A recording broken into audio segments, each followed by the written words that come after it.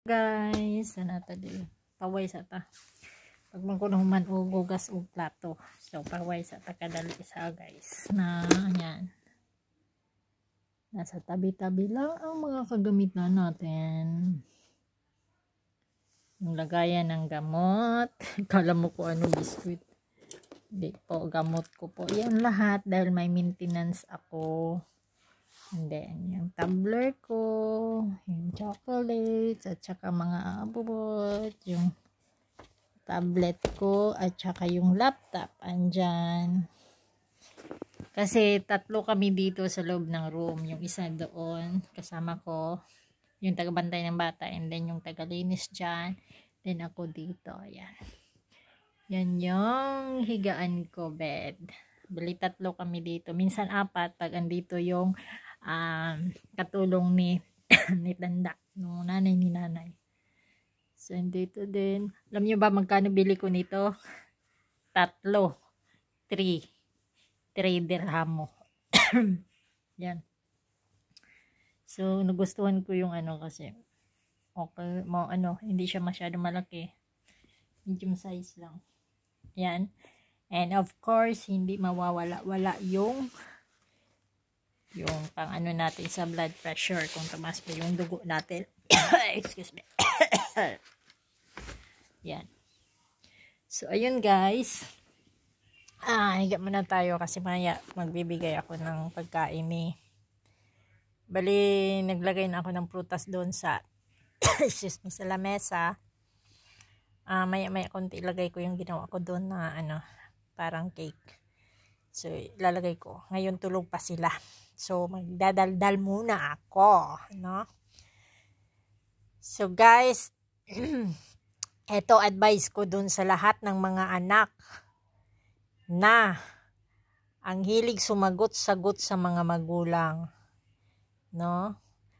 Sumagot din naman ako dati sa nanay ko, pero yung, alam ko naman sa sarili ko na, hindi ko pa talaga tumayan sa sarili ko mga paya. Hindi ko, sinasagot ko yung nanay ko. Pero, of course, iniisip ko na hindi naman sila masasaktan. Kasi, ang hirap na pagsalitaan natin yung nanay natin na masakit. And the bottom line is, hingi din tayo sa kanila ng tulong, 'di ba? So, yung ginagawa ng mga magulang na pinapagalitan kayo is para din yan sa inyo.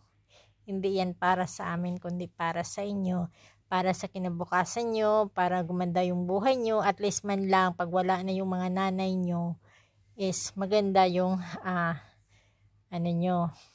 yung buhay nyo. Kasi may ibang mga anak na sinasagot-sagot na lang yung magulang, kaya siya sabi na kaya nilang tumayo sa sarili nilang maanaw. Hanggat wala pa kayong napapatunayan sa mga sarili niyo, wala kayong karapatang sagot-sagutin ang mga magulang nyo. Yes, tatanda yung magulang nyo, sasabihin nyo, wala na kayong pakialam, tandaan nyo. Ang mga magulang nyo, mabubuhay yan kahit wala kayo. Pero kayong mga kabataan, hanggat hindi nyo pa kayang tumayo sa sarili nyo mga paa, kailangan at hahanap-hanapin nyo pa din yung mga magulang nyo. Kaya be kind to your parents. Kasi alam nyo ba, yung karma, kumbaga sa Bisaya, ang gaba, sa kaginikanan, grabe. So, maaaring galit kayo, pero wag yung dibdibin, wag kayong magsalita ng masasakit sa mga magulang nyo. Kasi at the end of the time, at the end of the day, alam nyo ba, walang patutunguhan, wala kayong mararating. Yung sasabihin nyo na, kaya ko sa sarili ko, hindi ako gagaya sa inyo. No, wag kang magsalita ng patapos. Dahil kung tutuusin yung mga magulang nyo, pabalik na yan, papunta pa lang kayo. So, walang magulang na hindi tinitingnan yung magandang kinabukasan nyo. Kung pinagsabihan kayo na sa tingin nyo tama kayo, pero sa magulang nyo hindi. Sa magulang nyo hindi, pinagsasabihan kayo, galit kayo agad, ang dami nyo nang sinasabi.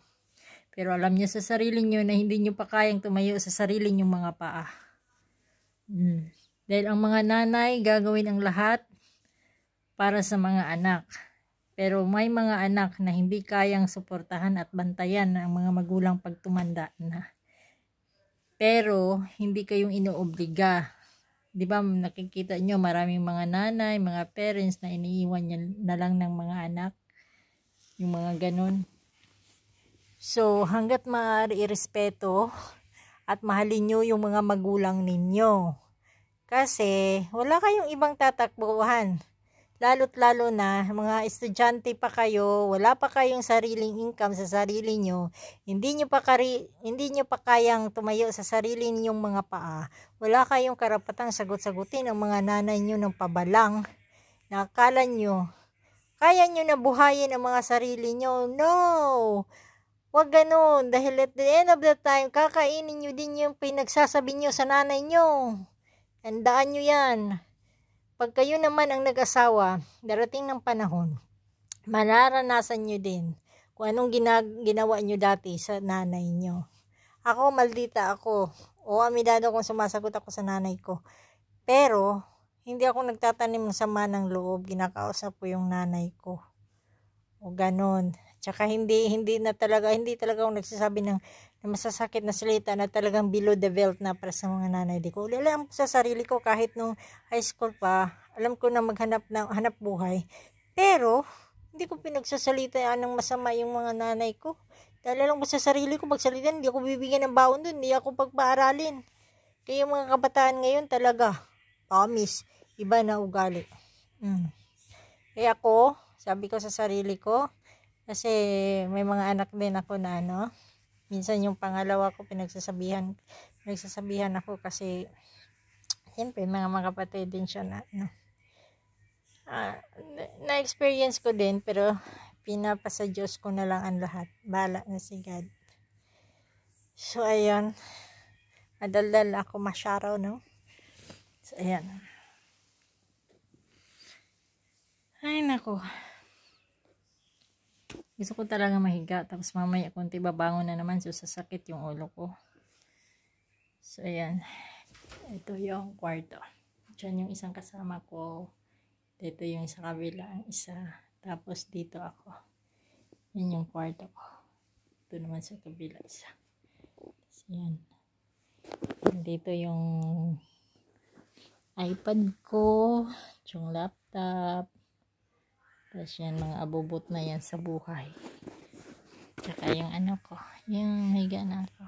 Nilalagyan ko talaga yan ng cover kasi pag morning, dito mga 5 may araw na. Tapos yung bintana doon, yung sikat ng araw papasok. Ibawal sa akin kasi nga may migraine ako. Ayaw ko ng direct na yung mata ko kasi sasakit na naman yung ulo ko. Tsaka ang mahal ng gamot ko. That's why nilagyan ko ng ganyan. So half lang naman. Yung silbing matakpan lang yung ulo ko, hindi madirect talaga doon sa sunlight. So ayan guys, thank you for watching again. Thank you for subscribing my YouTube channel. Sana hindi kami magsasawa. Ito lang naman. Minsan hindi na ako nakapag-video kasi nga pagod na ako. So ayun guys, thank you very much. Bye bye.